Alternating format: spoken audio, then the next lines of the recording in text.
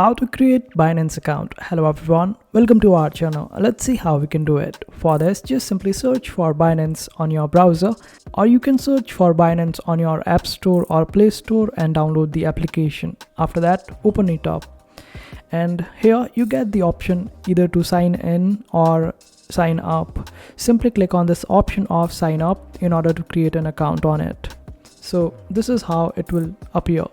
Now you can either use your Google email or your Apple in order to sign up, or you can also use your email address or your phone number in order to create a new account on Binance. Simply select any of the option which you are comfortable with, and after that it would ask you the email or the option that you have chosen in order to create the account. Simply provide the information, and this way you would be able to create the account, and this is how easy it is.